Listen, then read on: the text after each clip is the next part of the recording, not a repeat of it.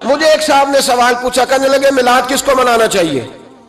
میں نے کہا اس بیٹی کو منانا چاہیے میلاد جو زندہ ہوتی تھی تو دفن کر دیا جاتا تھا، پر میرے رسول نے فرمایا اب جو بیٹی پالے گا نا میں اس کا بازو پکڑ کے جنت میں ساتھ لے کے جاؤں گا۔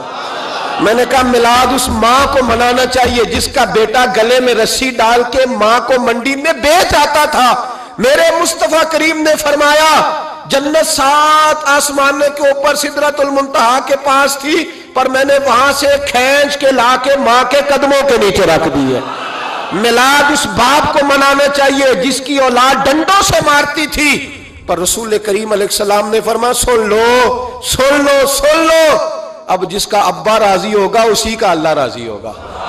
میں نے کہا میلاد اس غریب کو منانا چاہیے جو بھینس کی طرح بکری کی طرح منڈی میں بکتا تھا، پر مصطفیٰ نے کالے رنگ والے حبشی غلام کو سینے سے لگا کے کہا غریبوں کو چھوٹا نہ سمجھنا، میں اللہ کا رسول جب جنت میں جاؤں گا تو آگے بھی غریب ہوں گے، پیچھے بھی غریب ہوں گے، دائیں بھی غریب ہوں گے، بائیں بھی غریب ہوں گے۔ فرمایا امیر ویٹنگ لسٹ میں ہوں گے، 500 سال بعد جنت میں جائیں گے، غریبوں کے لیے جنت کے دروازے 500 سال پہلے ہی کھلوا دوں گا۔ اسے منانا چاہیے، میلاد منانا چاہیے۔ اور میں نے کہا مولوی سن، تجھے پوچھتا کوئی نہ، تیرا ذکر کوئی نہ کرتا، لیکن تو ممبر پہ بیٹھا ہے، تو محمد عربی کے نام کا کھا رہا ہے، تو علی کے نام کا کھا رہا ہے، تو عمر عثمان اور ابو بکر کے نام کا کھا رہا ہے، تو اسنین کا صدقہ کھا رہا ہے۔ تجھے نہ تیری کبھی کسی نے برادری پوچھی، نہ کبھی تیرا کسی نے ایڈریس پوچھا، نہ کبھی کسی نے تیری سند پوچھی، لوگ تیرے نعرے لگاتے ہیں، لوگ تیرے ہاتھ چومتے ہیں۔ پھر مان جا کہ تجھے صبح بھی میلاد منانا ہے، شام بھی میلاد منانا ہے، اور تجھے یہ کہنا چاہیے خس خس جنہ قدر نہیں میرا ایتے صاحب نو وڈیائیاں میں گلیاں دا روڑا کوڑا، ایتے محل چڑھایا سائیاں، تیرا کام تھا تیری آنکھیں بھیگی رہتی۔ اور اس بوڑھے کو بھی میلاد منانا چاہیے جس کے بارے میں میرے نبی پاک نے فرمایا سفید داڑھی والے کی جس نے عزت کی اس نے تو رب کی عزت کی، اس نے تو رب کی عزت کی میرے بھائی۔ اس مزدور کو بھی میلاد منانا چاہیے جس کے بارے میں نبی پاک نے فرمایا جو اپنے ہاتھوں پہ چھالے ڈال کے مزدوری کرتا ہے میں نے تو اسے رب کریم کا دوست بنا دیا ہے۔ ہر اس طبقے کو میلاد منانا چاہیے جسے میرے رسول نے عزت عطا فرمائی۔ اس بہن کو بھی میلاد منانا چاہیے جس کے بارے میں نبی پاک نے فرمایا اگر کسی کا باپ چلا جائے اور اس کے حصے میں بہنیں آ جائیں، 4 بہنیں، 3 بہنیں یا 2 بہنیں بیاہ کے جو آیا تبے سے، میرے محبوب نے فرمایا میری انگلیاں جڑی ہوئی ہیں نا، اس طرح میں اسے اپنے ساتھ جوڑ کے جنت میں لے کے جاؤں گا۔ اس بہن کو میلاد نہیں منانا چاہیے۔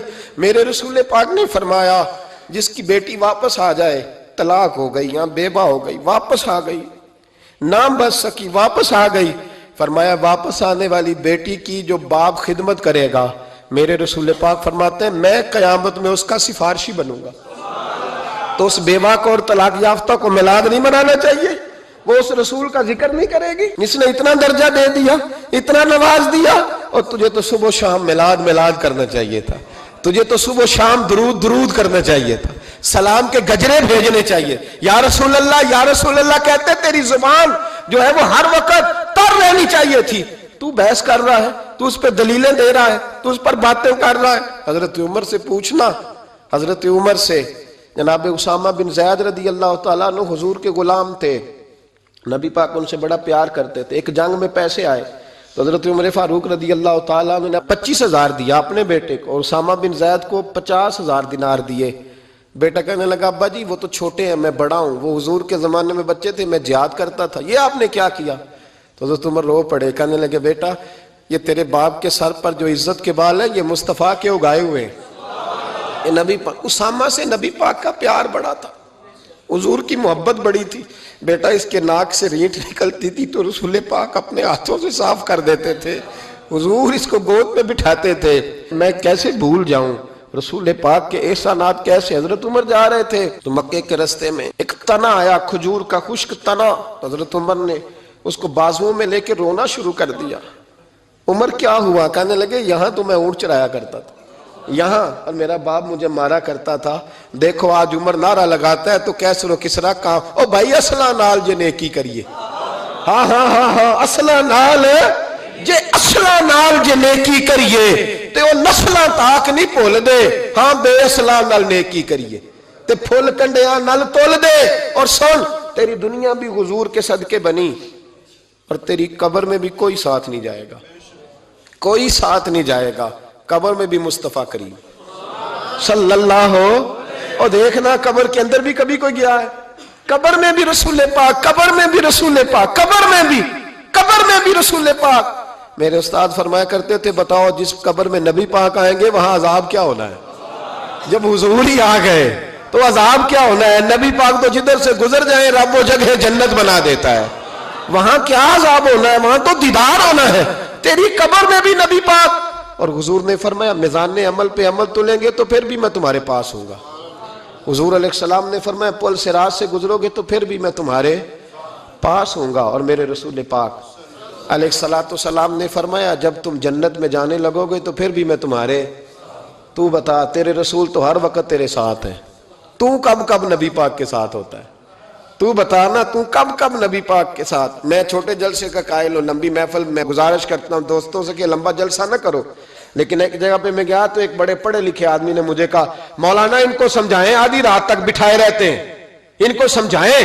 میں نے کہا میں سمجھاؤں گا پر آپ بھی ذرا اپنا لب و لہجہ تھوڑا دھیما کریں، تو پوری رات نہیں نبی پاک کے لیے جاگا، اور میرے رسول تو ساری حیات تیرے لیے جاگتے رہے، ساری رات محبوب نے۔ کیا کہتے ہیں بریلی کے امام اعلیٰ حضرت فرماتے ہیں ان کی مہک نے دل کے غنچے کھلا دیے، وہ جس راہ چل دیے ہیں کوچے بسا دیے ہیں، میرے کریم سے گر قطرہ کسی نے مانگا دریا بہا دیے، دربے بہا دیے ہیں۔ اور اللہ کیا جہنم اب بھی نہ سرد ہوگا؟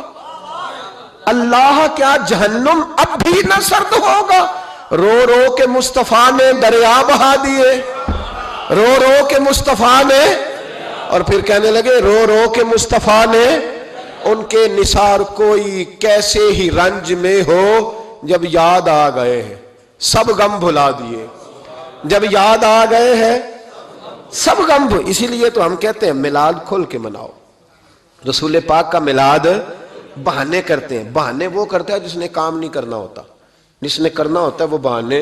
اعلیٰ حضرت نے جو پروگرام دیا وہ بڑا لمبا چوڑا ہے، کب تک کا تجھے کیا بتائے؟ اعلیٰ حضرت فرما گئے حشر تک ڈالیں گے ہم، حشر تک ڈالیں گے ہم پیدائش مولا کی دھوم، اور مثل فارس نجد کے قلعے گراتے جائیں گے، اور خاک ہو جائیں عدو جل کر مگر ہم تو رضا، دم میں جب تک دم ہے ذکر ان کا سناتے جائیں۔